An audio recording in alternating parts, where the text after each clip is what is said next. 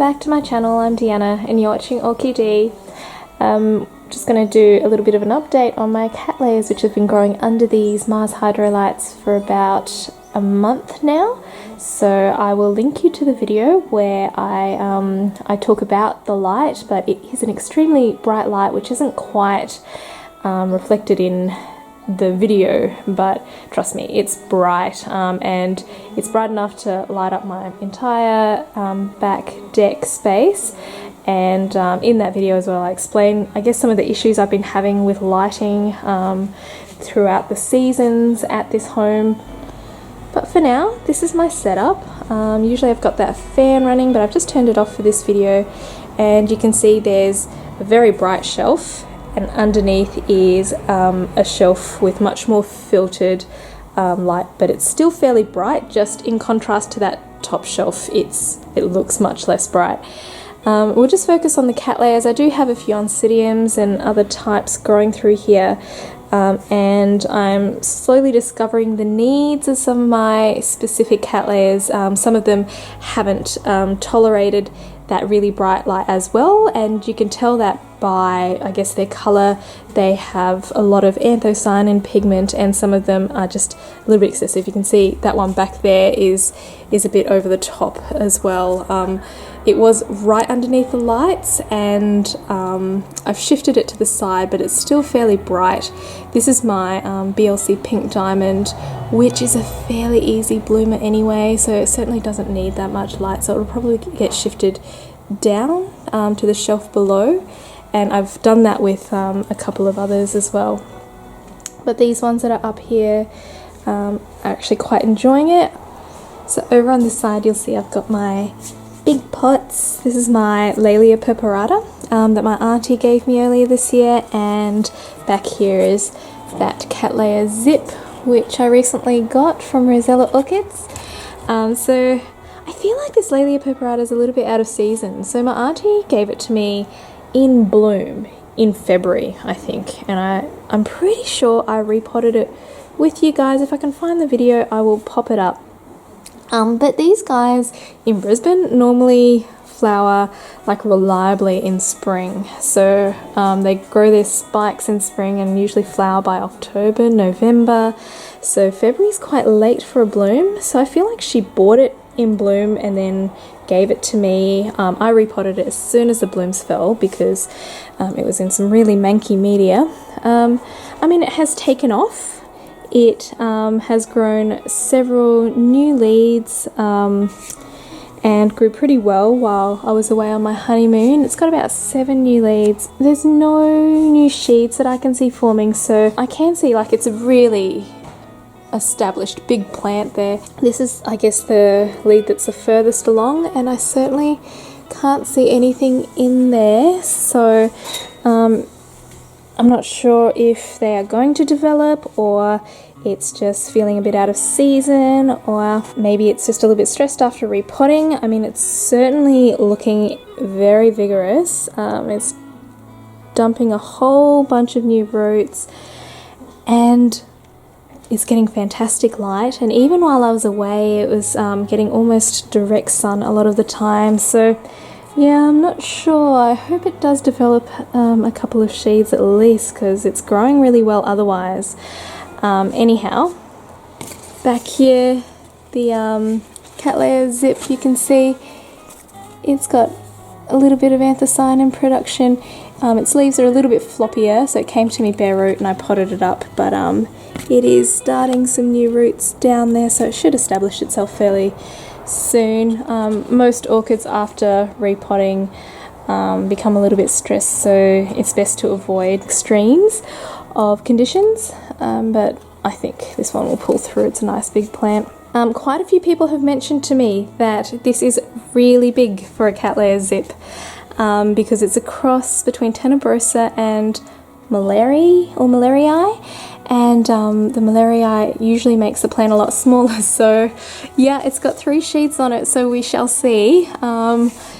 It's such a beautiful plant. Like, I'm really happy to wait and see. Rosella orchids are fairly reliable in their labeling and stuff in my experience, so we'll see.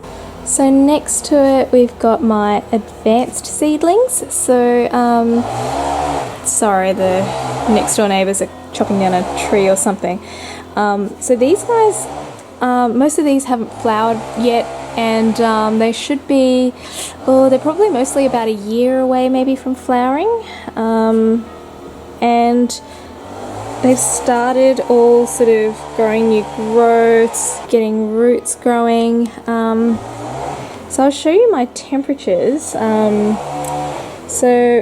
it was slightly cooler last week, but that was probably in isolation. Before that it has been getting warmer, and you can see my temperatures, my highs don't get below 20 degrees, and I think that that's probably the main reason that I can winter outside.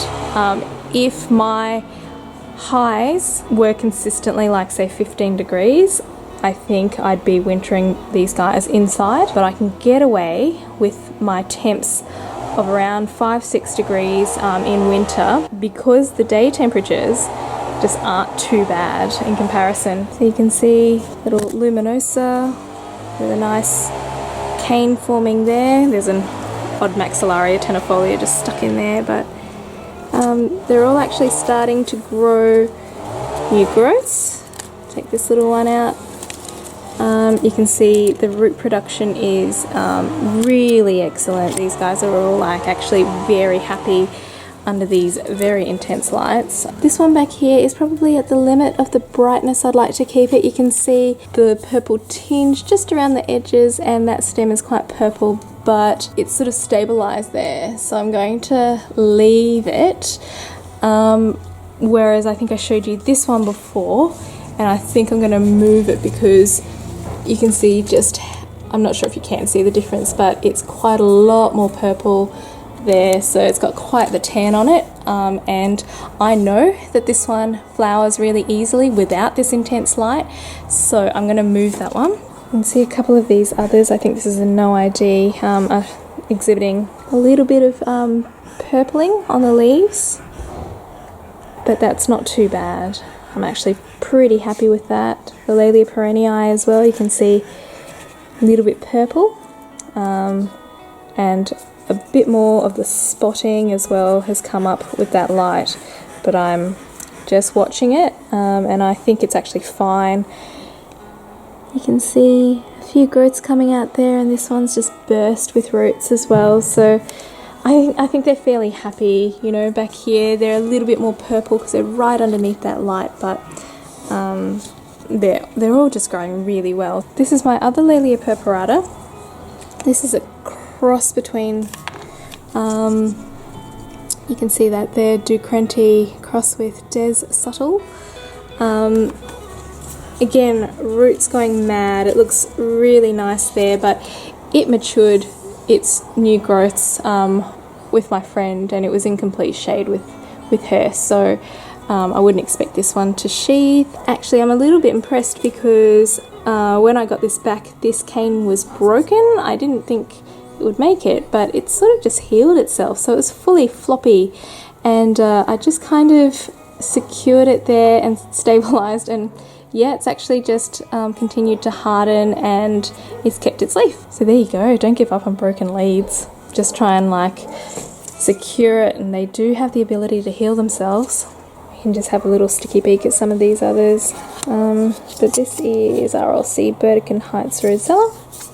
We potted back in February, and you can see this growth, and this is another new growth, and yeah, they're both bigger, or at least the same size, so I think they're quite established now in their new pots. This one, it's obviously grown from seedling and hasn't flowered yet, but it's got some nice new roots bursting out. There's no sheaths on this one, but perhaps it doesn't grow a sheath.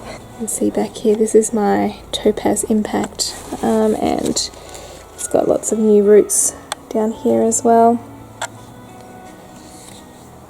Over in this tray we've seen the perennii, but back here we've got my broadband, and you can see lots of new roots starting up there. I think there's a growth back there, if you can see that.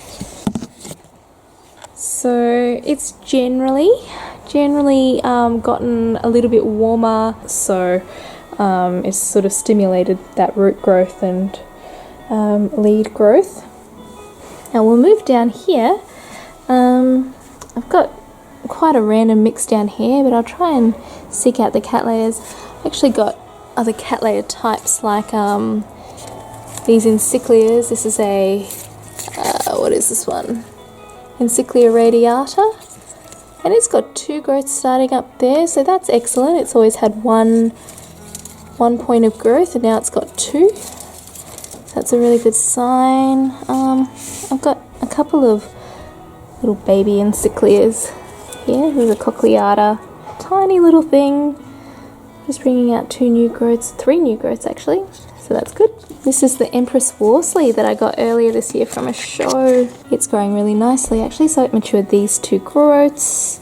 It's got 2 sheets but didn't flower from them yet, but it's certainly got some good root action happening, and these nubbins are definitely swelling down here. There's still a chance that it might flower from those old sheets, but it does look like it might just grow on.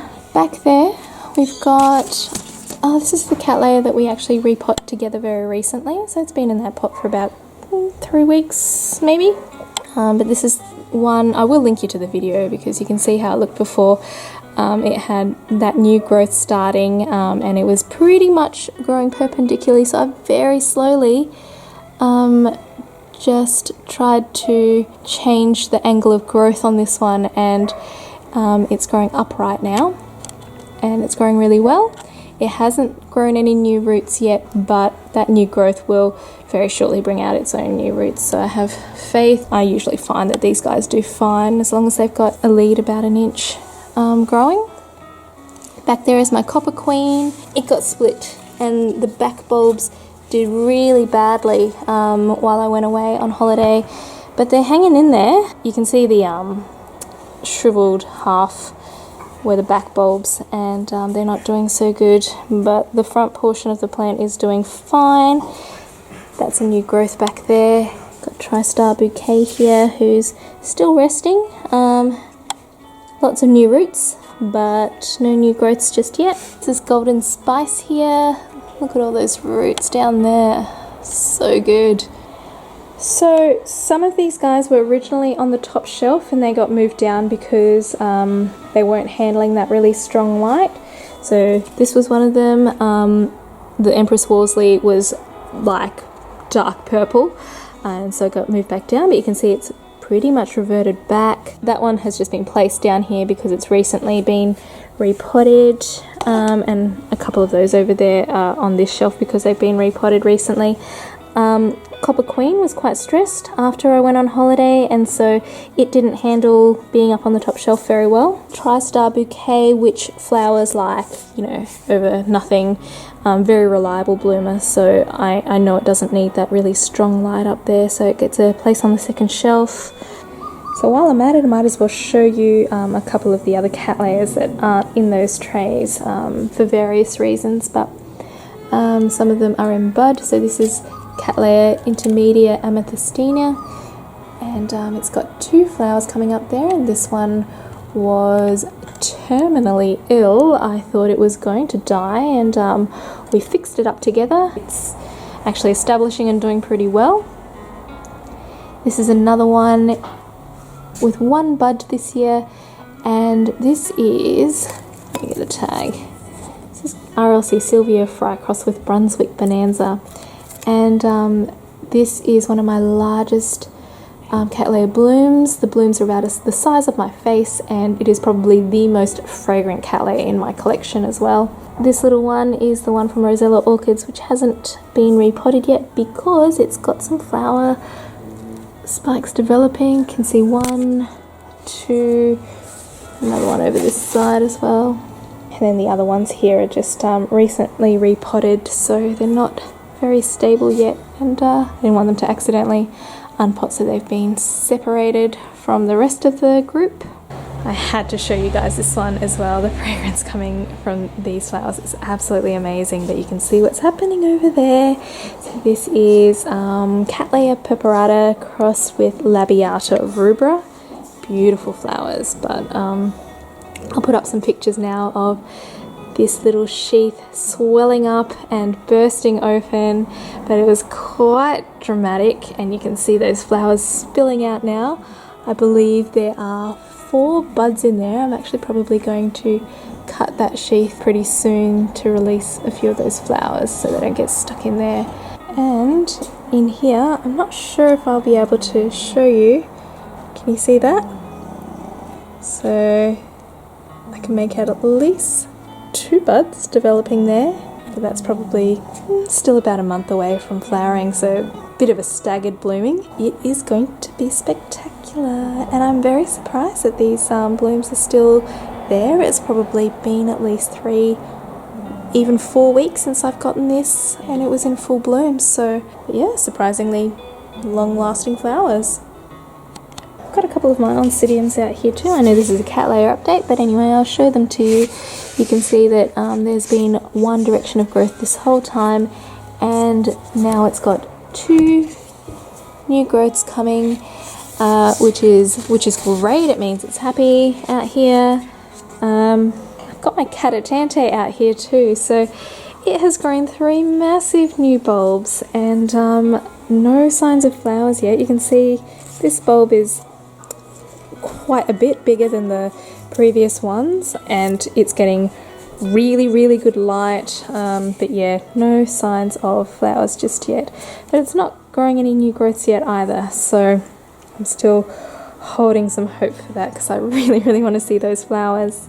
Alright guys, well, that's just a little summary of these Cattleya that are growing underneath the grow lights. Overall, I think they're all really happy. You can see like heaps of growing root tips, heaps of new growths all over the place. Almost pretty much like 90% of my Cattleya I can find like new root tips and little nubbins forming everywhere. And so yeah, in the orchid world they do say give your orchids as much light as they can handle without burning, and I guess that's a little bit different under LED grow lights because they don't burn as such. Well, they get light burn, they don't get sunburn, and so they will display signs of stress and increased anthocyanin production, but I guess they don't get sunburn under the grow lights, so it's a little bit safer. But yeah, I'm still going to move the Cattleya over to the other side of the house in summer. The light's just really good on my balcony. I had really good results last year in summer, and then this side of the house just doesn't get very much light, so the grow light will come very handy. I'll probably end up putting my frags and my paths over this side, and I think it'll work out really well. So I hope you guys enjoyed this little update. Please give this video a thumbs up if you liked it, and subscribe to my channel if you want to see more orchid videos. Hope you guys have a great week, and happy growing until I see you next time. Bye!